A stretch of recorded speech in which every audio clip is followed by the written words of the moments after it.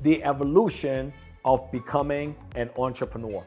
You see, the word entrepreneur has been used so loosely these days. If you get on social media, everybody and anybody call themselves as an entrepreneur. Someone who never sold anything, never built a company, and maybe they build a company and that the company no longer exists, or they build a business and eventually lost everything, no more growth, or somebody who simply rent and lease a Lamborghini for a day or two, a week. They post on Instagram and say, hey, look at me, I am an entrepreneur, buy my class. Everybody calling themselves entrepreneurs these days. So what is a real entrepreneur, and how do you become a real entrepreneur? You see, entrepreneur to me is someone who has built something from scratch, from nothing, and eventually the business growing to a point where it has a life of its own. Meaning they built a system, they have a different product, a value-added product to the consumer. At the same time, they build a system where the business grow year after year, percentage after percentage, and it's growing. The keyword is growing, it's not dying. You know, you can't call yourself as an entrepreneur if you built a business 5 years ago and now the business is no longer here and you say, I'm an entrepreneur. You might be an entrepreneur 5 years ago when it was growing, but now your business died, right? And it also has to last, all right? You can't have a business that you started 10, 15 years ago and no longer here, and you think that you are still an entrepreneur. So entrepreneur is, to me, it's someone, once again, that knows how to build a business that is growing and that also can last for a long time. But the question is, how do you become one? Let's talk about it. How do you become one? Well, we all started as an employee first. I mean, there's not many people in this world today when they were born, when they were little kids, they started to become an entrepreneur. Very few percentage of the people can say that.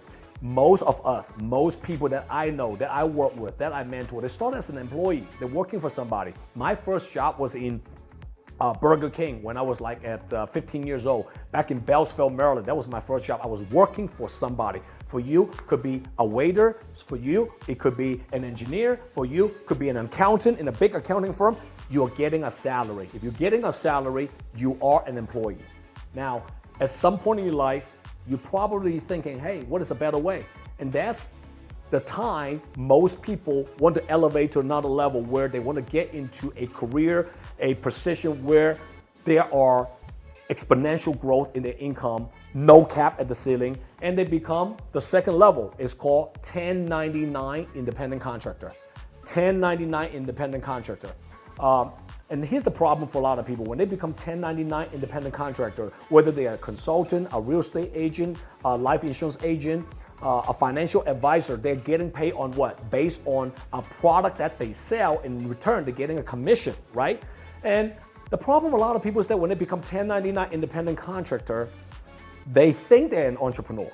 But they're really not an entrepreneur yet, because they wake up late, they go home early. In the afternoon, they take a few hours nap because they say, I am an entrepreneur. I can work whenever I want to work. I can wake up whenever I want to wake up. I want to sell this tomorrow if I want to. They don't have a set schedule. They're not predictable. They're not working consistently, religiously to hit their sales target.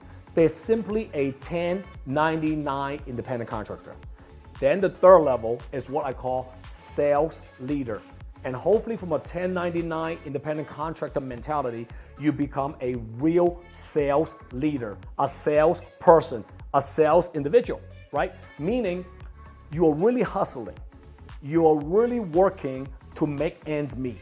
If your expense is $5,000 a month or $7,000 a month, your goal and your commitment is to do whatever it takes to make a lot more than that. And you are using your personal effort, your mouth, your pen, to simply present your product, your idea to a consumer and adding value into their life. In return, you're getting a commission, okay? And if you can make more money than your expenses, you now become a sales individual, sales leader, right? And I've done that many years. When I started the insurance business, I had to learn how to sell, to survive, to go to client's house, work many hours, and sometimes I lose a deal even I work many hours because I only get paid if the customer believes and trusts what I'm saying, and I don't get any commission unless I close the policy.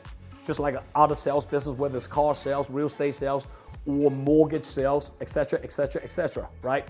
Now, then the fourth level from a sales leader, and if you have a bigger desire, a bigger vision, now the fourth level you can get to is becoming what I call a local sales manager. What the key was now, not only you're still selling, but you're also managing, directing other sales leaders, sales people in your organization. You are like walking and chewing gum at the same time. You're walking and chewing gum at the same time. You're also writing business, you're also closing accounts, but also you're also teaching people how to sell, how to close deal, if that makes any sense for you. So you're doing two things at a time. Closing deal on your own, at the same time teaching few other people how to duplicate what you do. Now you become a local sales leader. Now the fifth level is you become a national sales manager. Very similar to the previous one. Now you become in a much bigger scale, meaning you're able to build a lot of salespeople in your organization. You elevate to more of an executive level, and you learn how to motivate, direct, inspire, and hitting goals. Getting on your salespeople, teaching them what to do, teach them what not to do, and making sure these people are hitting their sales target. Now, the last level, then you can become a real entrepreneur. A real entrepreneur to me is someone who knows how to run a company, who learn how to handle different personalities and conflict in their sales organization, who understands strategies, when to pivot. Remember this, if you want to do a $5 million a year business, you can use one strategy. But if you want to do a $25 million business a year, totally different strategy. You want to go to $100 million a year, completely different strategy. Entrepreneur, the real entrepreneur, they know how to implement the right strategy at the right time, and they know how to pivot, they know how to adapt. When there's a pandemic comes, boom, they know exactly what are the next one or two strategy and one or two move. How do they pivot so their company can continue to grow? And also being a real entrepreneur, you got to learn how to drive your people. You got to learn how to, read people in your organization who are there just for the money, right? There are a lot of people, when they do something, when they join a sport team, they are there for the big contract. When they join a sales organization, they're only for the money. No problem. You got to be able to read those people who are in your organization. They are after the recognition. They want to compete. They want to be recognized. Who are some of the people who is in there because of they want to become a teacher, and they want to, share their experience and knowledge and helping their people to grow. And how many of those people in your company are real company leaders? They're not just working for themselves. They're not just working for their sales team. They're always putting the best interest and putting their company first. How to save the company money first. If we do this, the whole focus is, can our company grow? Then our team grow. Then everybody grows. Then they put themselves last.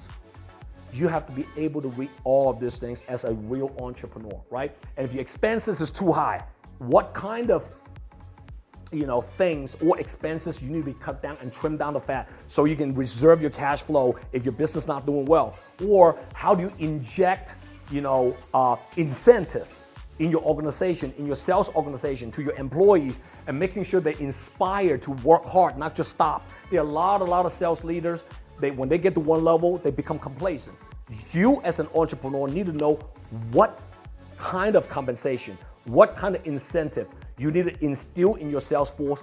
Now you got to inject energy, inject strategy, inject the right incentive at the right time, and continue to drive your salespeople so they won't stop and get complacent. So I gave you 6 levels, right? Employee, 1099 independent contractor, sales leader, local sales manager, national sales manager. And if you can get to all 5 levels, then the last step is you got to learn how to run a company. Then you'll be able to become a real entrepreneur. Guys, I hope my message again today has added a lot of value to your business and life. Post a comment below. Let me know your thoughts. I always love to hear from you. Share my video to any entrepreneurs or startup entrepreneurs who you feel can, learn a lot from my videos. Appreciate it very much. And most importantly, lastly, but certainly not least, click the link below and subscribe to the YouTube channel that I recently launched. Much appreciated. Thank you so much, and take good care of yourself, and see you next time. JW here. If you like my content, comment below and download my JW Just Win app. See you next time.